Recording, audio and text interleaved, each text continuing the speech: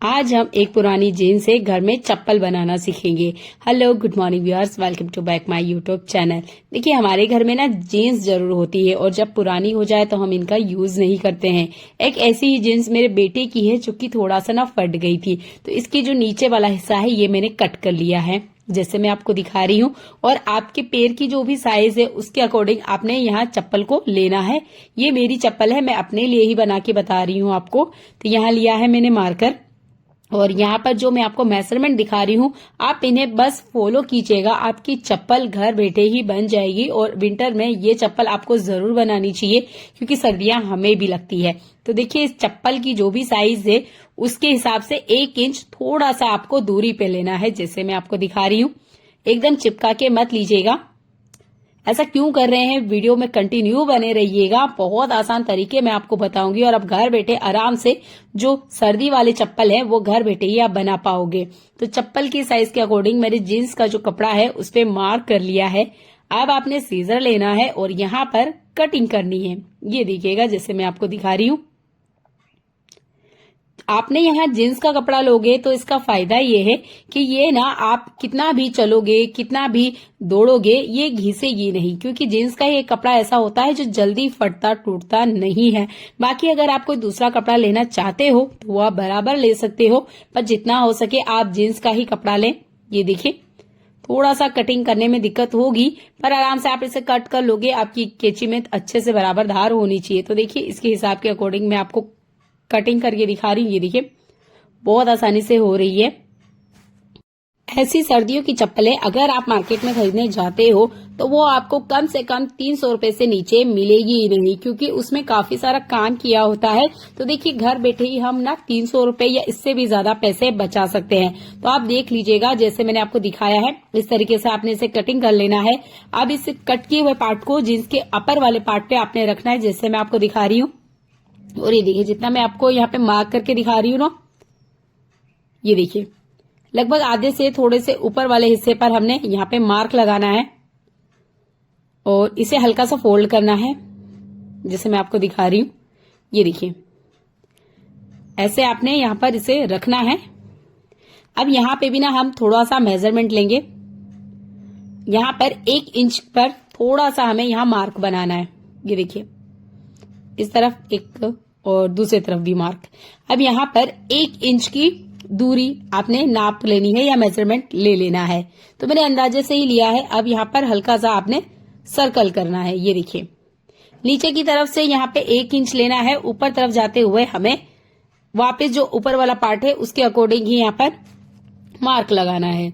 ये ना लूज है, लूज है मतलब जब हमारे पैर इस जूते के अंदर हम डालेंगे तो ये देखिए बहुत आसानी से हमारे पैर अंदर जाना चाहिए। तो थोड़ी सी यहाँ पे 1 इंच की हमें गैप देना है और इसे भी हमें कट करना है। यहाँ पर ये 1 इंच की जो दूरी हमने बनाई है ना, जब भी हम चप्पल वगैरह पैरों में पहनते हैं तो आपने देखा होगा वहां पे ना थोड़ा सा लूज होना जरूरी है ताकि हमें चलने में आसानी हो।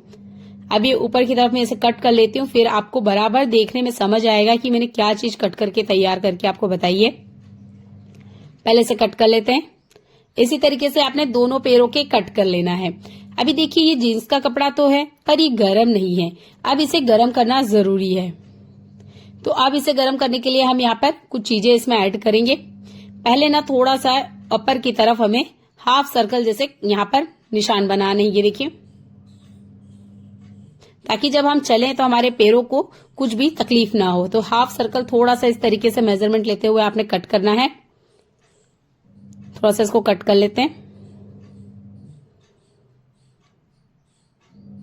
इसे कट करने के बाद आपको बराबर दिखाई देगा कि ये हमने क्या किया है।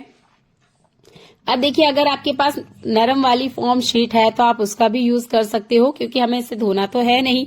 या फिर आपके पास कुछ और चीजें अवेलेबल होगी जैसे मैं आपको दिखाऊंगी। ये देखिए मैं इसके ऊपर आपको रख के दिखा रही हूँ। अब आपको बराबर समझ में आ रहा है कि जो ऊपर वाला पार्ट है वो चप्पल का सॉल है और जो इसके नीचे वाला पार्ट है वो हमारे फिंगर को कवर करेगा। आपको बराबर समझ में आया कि मैं अभी आपको क्या दिखाया है। ऐसे ही सेम हमने ये जो सेकंड वाला पैर का जो हम जूता बनाने वाले हैं इसका भी ऐसे ही मेजरमेंट लेना है जैसे मैंने अभी आपको दिखाया।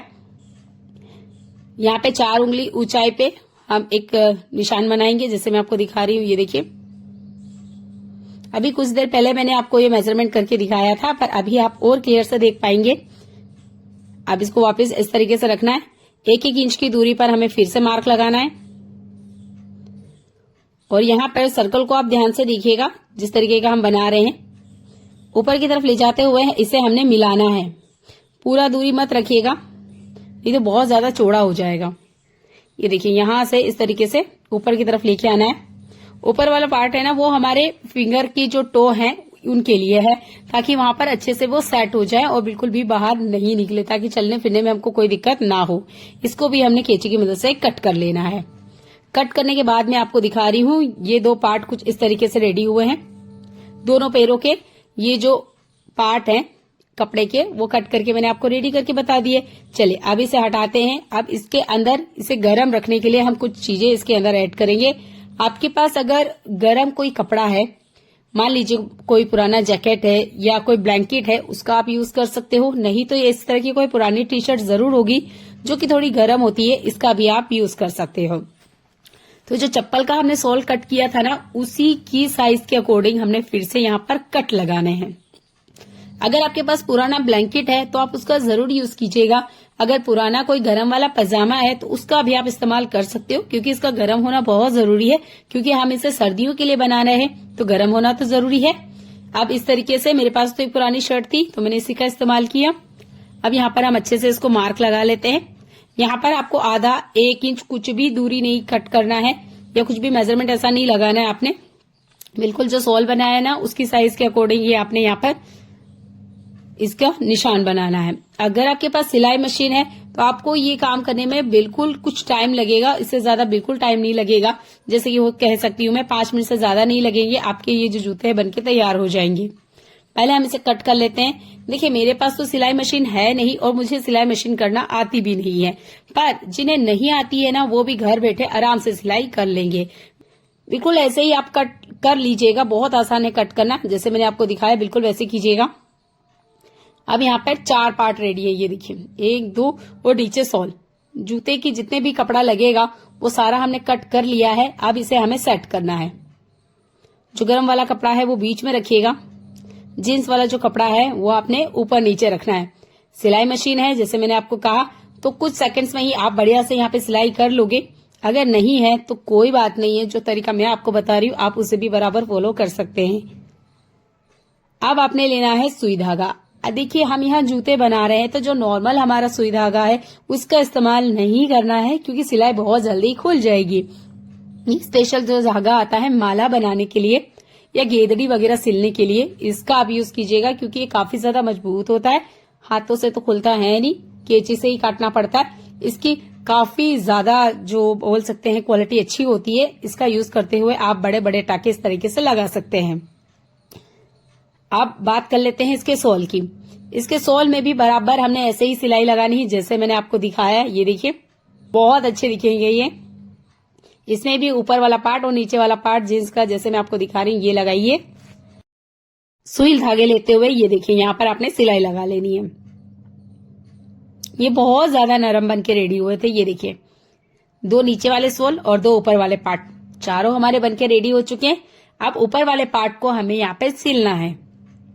ध्यान दीजिएगा जब आप इसको सिलते हैं तो मीड में से पकड़ के सिलिएगा। कॉर्नर से अगर आप सिलने स्टार्ट करोगे तो हो सकता है थोड़ा सा ऊपर नीचे हो जाए, तो ऊपर से जहां हमारी फिंगर होती है ना, वहां से सिलना स्टार्ट कीजिएगा।